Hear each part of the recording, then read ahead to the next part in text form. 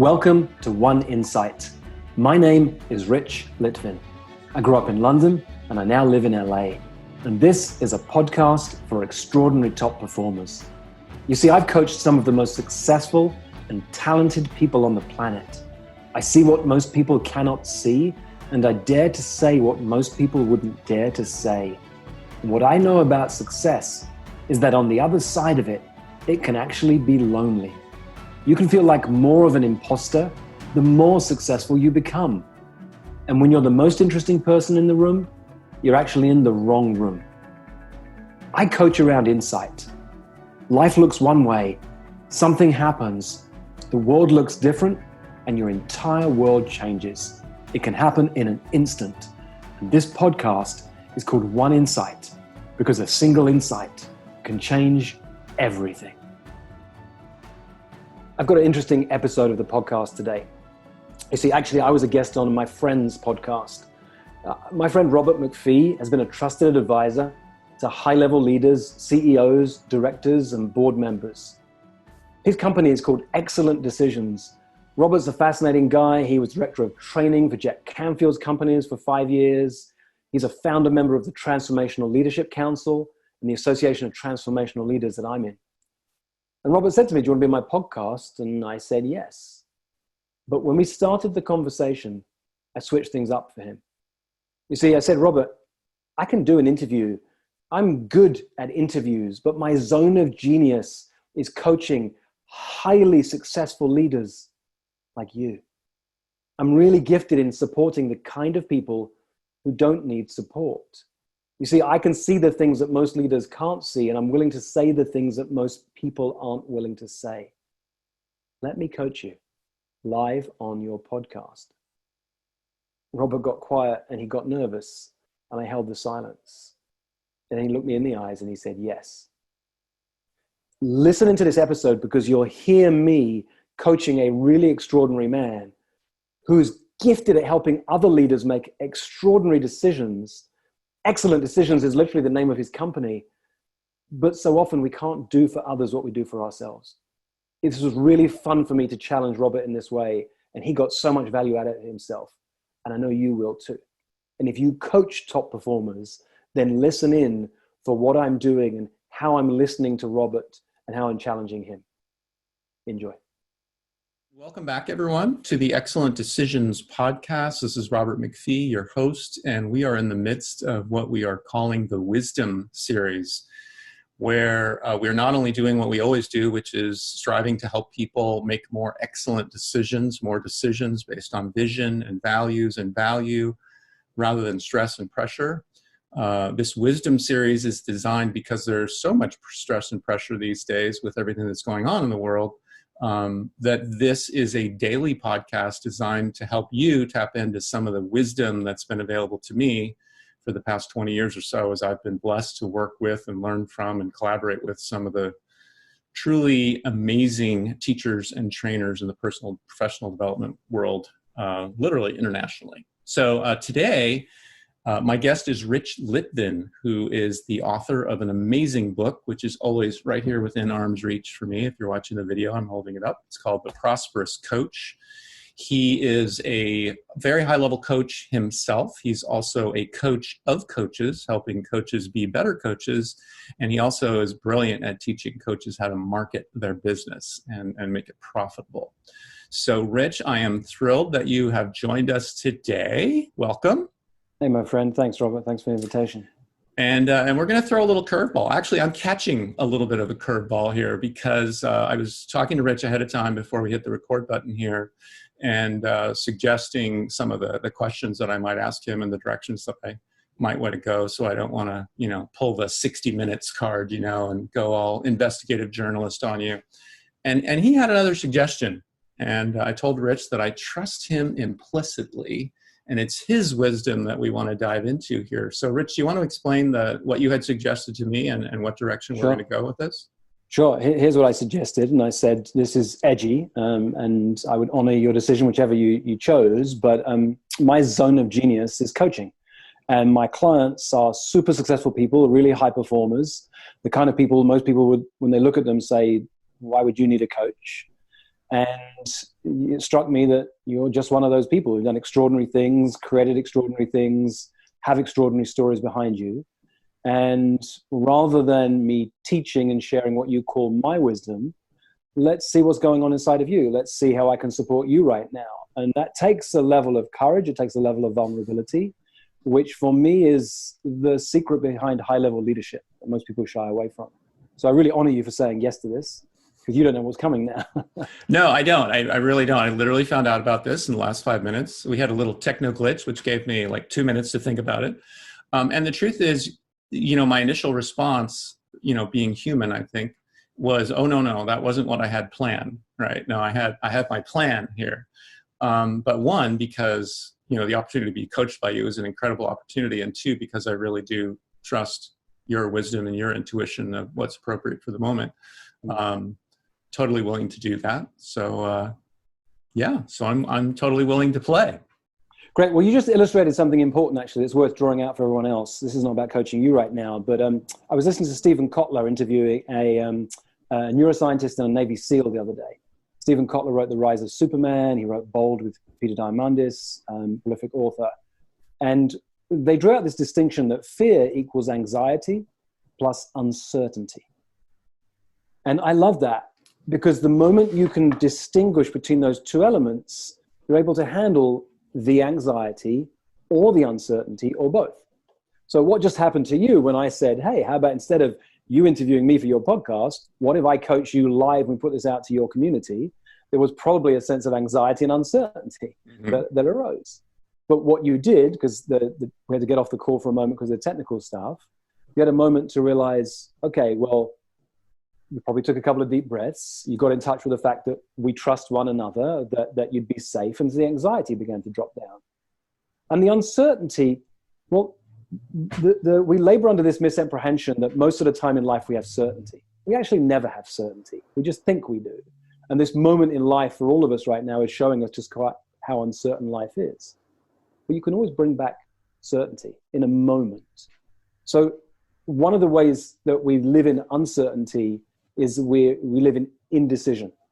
So we're not sure what to do, so we stay in that place of not taking any action. The moment when you make a decision and take an action, then the uncertainty goes away. You just said, yeah, okay, I'm in. Now there's no uncertainty. Now you have to respond to what comes next. You might decide, oh, I don't like the way he's coaching me, or I don't like the things that are coming up right now. But the moment a decision has been made is one of the ways you can reduce uncertainty. And so you took away the anxiety and the uncertainty, and the fear is gone, and that's just two people having a conversation. And now you're just outright promoting excellent decisions is what you're doing. So. Nice. There you go. Exactly. You're the master. And I would say also, and this is not a stalling technique, but this conversation is exactly why I was so called to do this wisdom series, is because we are, first of all, living in a world of anxiety and uncertainty like maybe never before. Lots of anxiety, lots of uncertainty. And I was noticing again that I was having, I wouldn't say an easy time, but looking around me, I was handling it with less stress and anxiety than most people.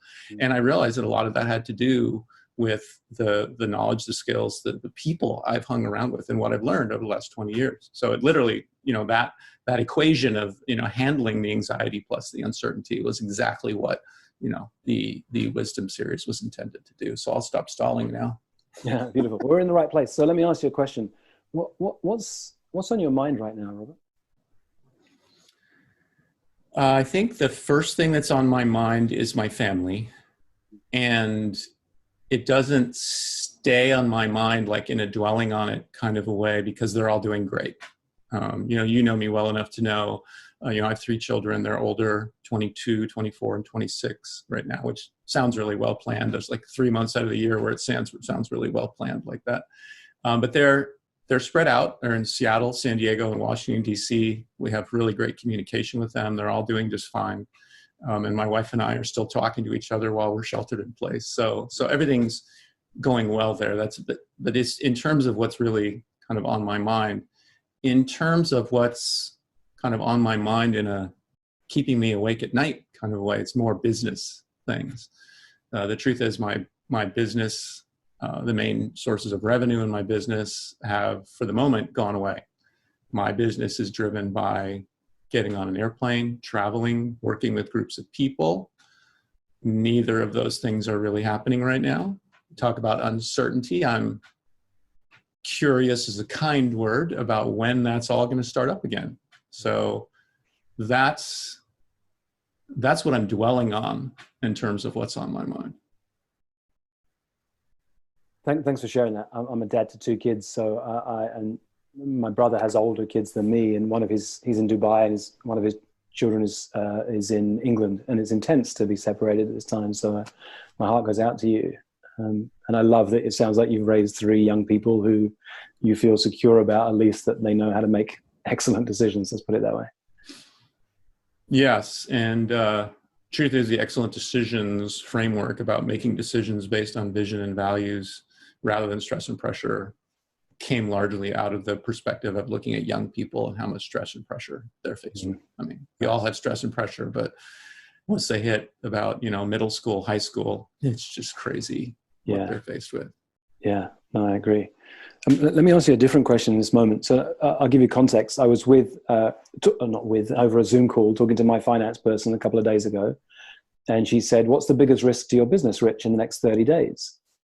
And my bookkeeper was there, and she said, well, it's, will clients cancel? What will happen to the money coming in? Will people ask for refunds? And I caught myself and I said, no, that's not it.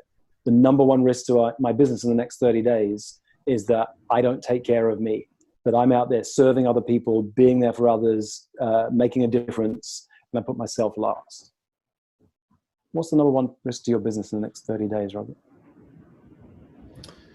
I feel like it's interesting. It came to me right away while you were sharing yours, but I feel like the biggest risk I feel, it's easy to go to that loss of income right here, right now, but I feel like the biggest risk is obsolescence.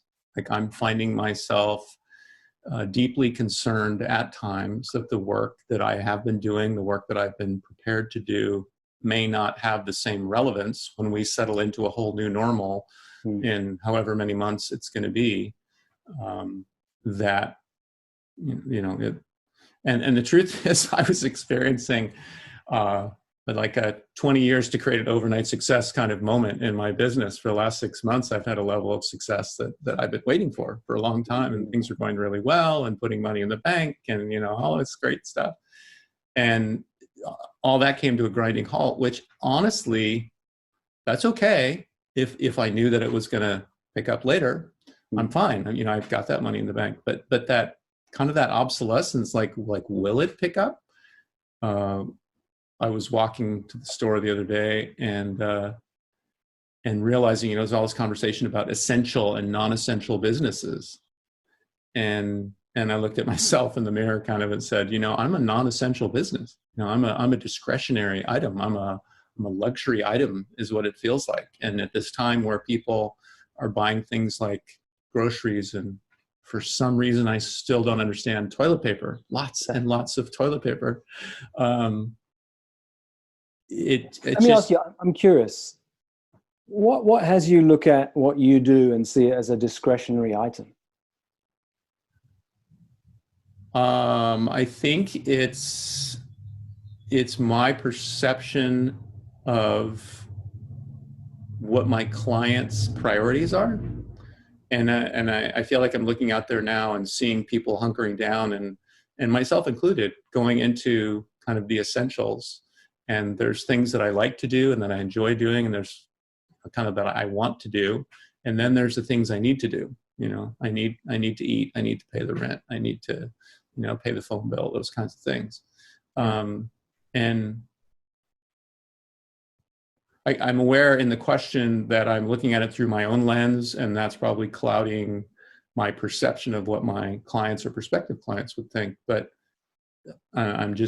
I see it as, again, that kind of non-essential extra. When we have time, when we have resources, this is the kind of thing we do. Interesting. As I look at it, this world that I'm in, coaching, consulting world that we're in between us, to me, it's essential. I mean, it's essential in the good times if you want to be thriving and catching when the dip is going to come next, because we hope that the line for success looks like that, but that's not my experience. The line for success is ups and downs, and hopefully I'll tip the line with the ups and downs on, but life is full of ups and downs always. So in the good times, it's really important to have a trusted advisor by your side, but in challenging times, over here, I think it's more so. And it sounds like you have the opposite view, at least until this moment, where no, it's not essential. Actually, when times are challenging, the last thing you want to do is have a luxury like a consultant by your side helping you make excellent decisions. Well, and I'm realizing as you're saying this, like I'm having two experiences. One is a very acute awareness that there's never been a more important time to be making excellent decisions. Again, the level of stress and pressure, different, but arguably greater than it's ever been. Yeah. And to be clear about our values and our vision and what's really important to us, and staying centered and grounded and having our actions be driven by that rather than so we're seeing for so many people, which is decisions made based on all the stress and pressure and the news and the fear and the panic and all that. I totally agree. And what your questions are making me realize is that I'm not translating that to my client or my potential client. That when I kind of flip it around and do the best I can to see it from their point of view, I very quickly go to, yes, that's true. I guess it's a sense of, there's what I perceive that what they need that would be valuable for them. And then there's my sense of what I perceive that they want and what's important to them in this moment. Maybe it's partially just a timing thing. I mean, for the last 2 weeks, I think we were talking about this before we actually hit record, but it's felt like a really inappropriate time to develop a new program and be, selling it and, only 3 spots available and, kind of thing. It's felt like a time to give and to support. Yeah. Oh, by the way, I'm working from home. I can hear the wife and kids next door making noise. Can you hear that on? I cannot, and it's okay, fine. Yes, part of the wisdom series is we're all doing the best we can. Yeah, everyone's getting used to Zoom, right?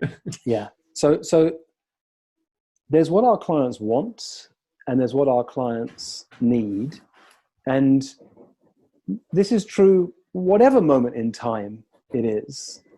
Our clients come to us for the thing that they want. If you're consulting in business, at some point, there's a moment on the list of things that the clients want. If it's not number 1, it's number 2 or 3. I want to increase the bottom line. I want to have a big return on investment. It's up there. So you can know what they, right. If people make, if your clients get more grounded in their vision and their values, get more grounded personally and can make excellent decisions, I have got no doubt in my mind there's going to be a massive impact on the connection between the people in the organization, on leadership, on the way that they negotiate, the way that they make decisions, and the income and the revenue that they generate. No doubt in my mind. So you can say to them, well, if that's what you want, let me tell you what we do. And here's why that has an impact on that. There's what they want and what they need. And what they need is they need to be clear about their vision, their values, to be more grounded, to make excellent decisions. But if they knew that's what they needed, they wouldn't be calling you in the first place. They don't know that's what they need. So you have to talk about what they want. Right. Yeah, and that honestly, in this conversation, I'm aware that path is completely different than what I've been looking at. Yeah. I've been looking at, do they want what I offer? Like you said, the clarity on vision and values and decision making and those kinds of things. And the path that you're talking about seems so obvious, but the path of what do they really want? Do they want to survive this particular time? Do they want to take care of their employees? Do they want to maintain their profitability? Do they want, on the other side of this, the viability and the ability to thrive in whatever the new normal is? And the truth is, in a lot of cases, that's how the work I do will apply, is in that gap. Yeah. But I've been ignoring that gap and skipping right over to asking myself, is what I do what they want?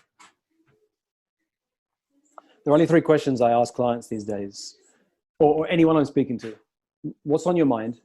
Sometimes we just need to talk. We just need to share what's going on. You started talking about family immediately. We all do at this moment. So what's on your mind? What's your biggest challenge? What's the biggest challenge you're facing right now? Or I ask today, what's the biggest risk to your business? And then I ask, would you like some help with that?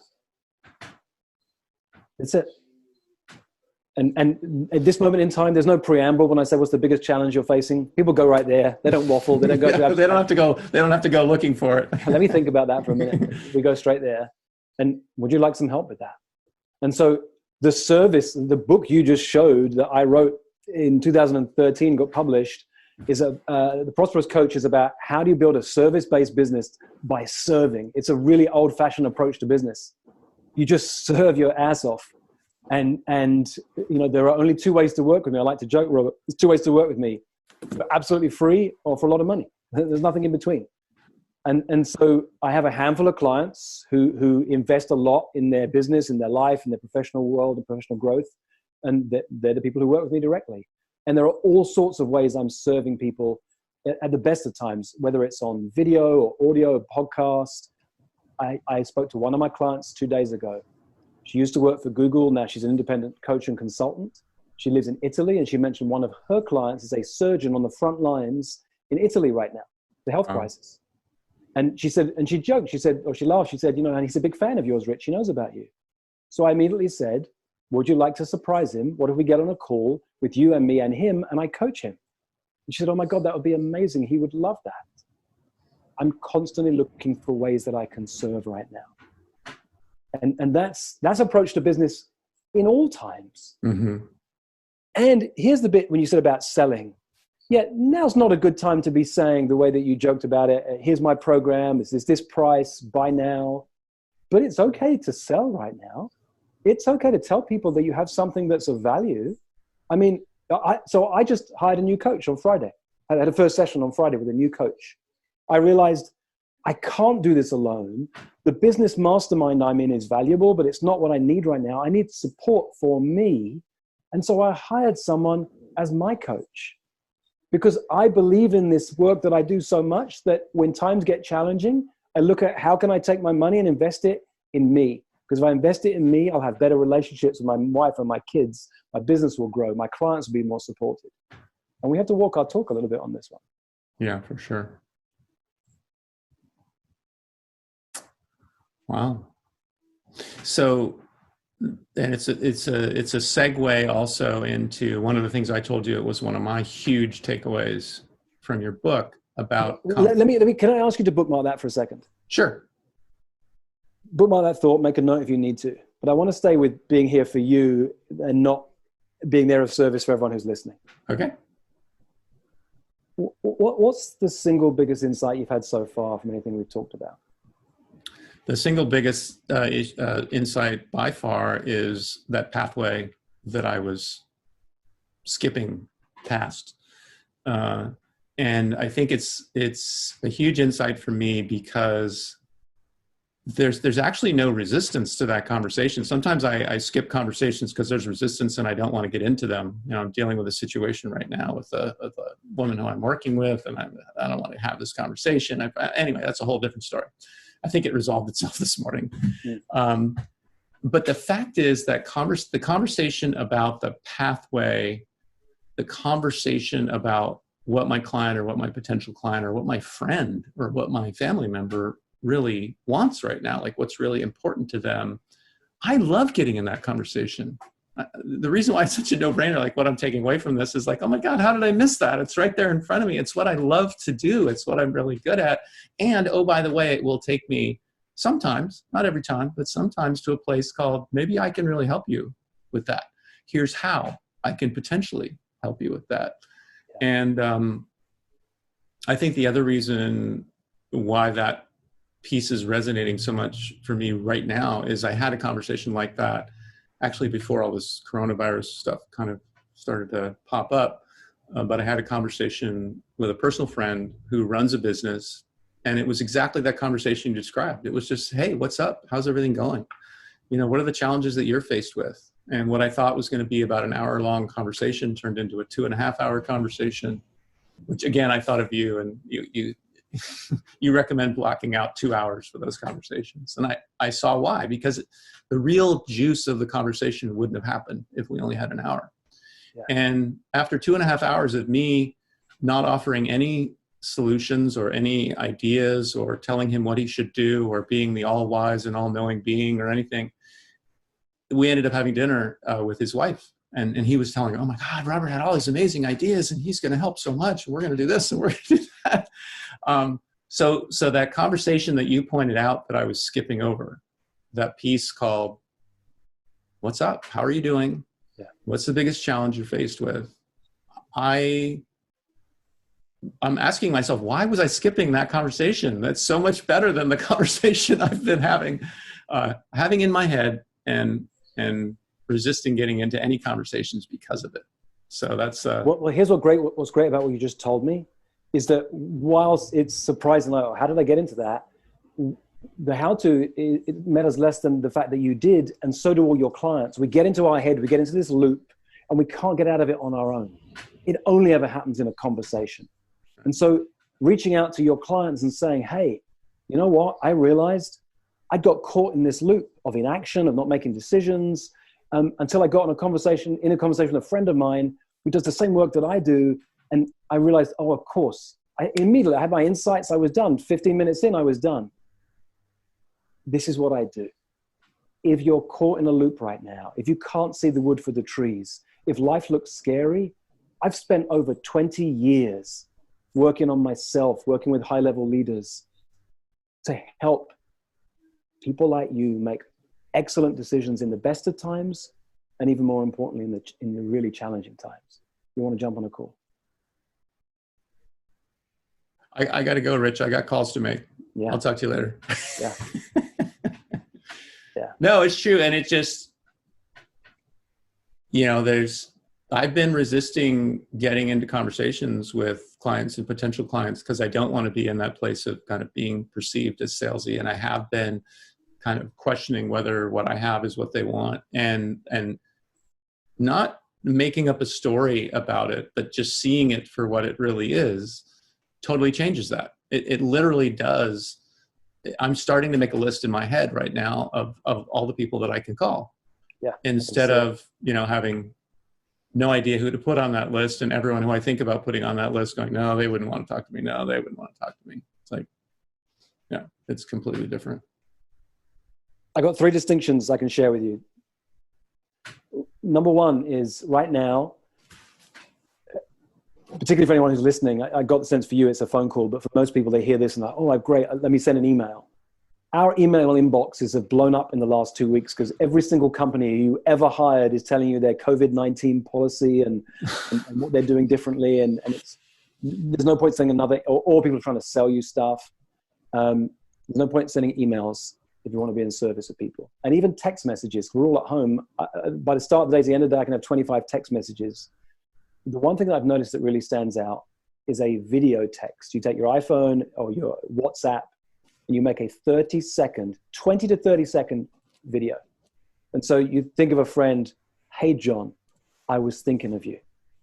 How's life? It dawned on me that for 20 years, I've been helping people make really powerful decisions in challenging times and in good times. If you've got a decision, right, if you're struggling right now, if you're caught up in your own thinking right now, this is what I do. And I have time on my hands. If you want to have 15 minutes, and whilst I love 2-hour conversations, Robert, people are overwhelmed. I haven't got time for 2 hours. Yep. If you want to have 10 or 15 minutes, jump on a call with me. I promise you, you will leave with a sense of clarity and a powerful decision or a single action you can take at 9 o'clock tomorrow morning. And if you're good for now, that's lovely. I'm sending you some love right now. That's it. You have to put humility to one side. You have to own what you do. And you give them the chance. Say, you want to jump on a call for 15 minutes. Here's what you'll leave with. And I love saying that piece around at 9 o'clock tomorrow morning, you'll have a single action you can take, because that's what people need right now. Clarity. Well, you just lobbed out, put humility to the side too, but that hit me on the head like a sledgehammer. So thank you for that. Yep. Dude, you've spent more time than most people on this planet understanding how in the most challenging of circumstances, if you get in tune with your vision, your values, you get grounded, you can make excellent decisions. There's nothing more that people need right now than you and what you've been studying and teaching for over 20 years. So you were saying, you're suggesting the video text. That's what I found, a really simple and easy way with a little script like that. 20 seconds, you get much more response from that at this moment in time. That's my first distinction. Second one, serve 2 layers deep. If you call all of your clients right now, hey, Fred, I was thinking of you. It dawned on me, what we haven't talked about yet is what's the biggest challenge that your customers or clients are facing right now? Let me know, because I can help you help them. Go 2 layers deep. You can serve your clients, but if you start asking them what's the biggest challenge your clients or customers have right now, you become a superhero for them. I'm taking notes. Yep. See ya. Third distinction, this idea you have about being salesy. You have to go from being a seller into a buyer right now. Turn yourself from a seller into a buyer. We've got it the wrong way around. And this is again good for normal times. I'll give you an example. We applied for our kids to get into a lovely school, a private school here in LA. And my first kid, he's 8 now, but we applied for him to get into kindergarten. And we got onto the waiting list. It was our first choice, and we were disappointed. So I wrote a letter. And I said, because I realized I'd made a mistake. I thought, we're paying you money, we're the buyer, and you're the seller. And I realized, no, I'm the seller. You're the buyer. Because it was hard for me to get my kids in there. I hadn't got them in. I wrote a letter. So let me tell you who I am in the world. This is who I am. This is what I believe. This is what I do in the world. This is who my wife is. These are our family values. This is how we're raising our kids. This is the contribution we made to the last school and what we will bring to you. We were the only family to move from the wait list to get a place at that school. You're not selling anything right now. Get out of that mindset. You have something amazing that when you serve people, they have to sell themselves to you. Hey, Robert, you're taking on clients right now? Like, I know you're busy and you have your different clients, people you work with. Is there any way you can help me? Well, I don't know. Let's find out. The heart of the prosperous coach approach, Robert, is serve people so damn powerfully, they never forget your conversation for the rest of their lives. Some of those people will say, how do I work with you? Some will want to work with you, but won't come back for 3, 4, 5 years because time's not right, money's not right. And some you'll never hear from again. Your mission every time, serve people so powerfully they never forget your conversation for the rest of their life. That's it. It's all the business plan you need for the rest of your life. Well, and some of those conversations, you and I, in the role that we play in those conversations, will realize that we're not the best person for them, right? Yep, absolutely. And I always find that to be a really good thing to remember, like in terms of like being attached to any specific outcome from a conversation, to say it's quite possible that the best thing I could do for them is introduce them to someone else. Yeah. But how will I find out? Get into the same conversation. Yeah. I find that so opening. Yeah. Well, I should invite you to my podcast more often. This is good for me. And I appreciate your willingness to take a risk, to be vulnerable in front of your community. Vulnerability is a superpower. We get this wrong about leadership. We think leadership is about strength. We've got it all together. 3 or 4 years ago, I had some financial difficulties in my business. And at the end of the year, I did a review with my team and I said to them, I want to tell you guys, we've been struggling a little bit behind the scenes around money. While we were bringing a lot of money in, we had a lot of debts to pay and I was struggling a little bit. And I wanted to stay strong and not let you know. And everyone in the team was like, we knew, Rich. I was like, oh, you did? And they said, why didn't you bring us in? Why didn't you let us help? We could have come up with ideas. We could have brainstormed. So this time around, 2 weeks ago, I brought my team in immediately and we've been brainstorming and creating and supporting one another and creating great stuff because of it. So your willingness to be this open in front of your community, your vulnerability is a real testament to your strength as a leader, Robert. I really acknowledge. Well, thank you. I appreciate that.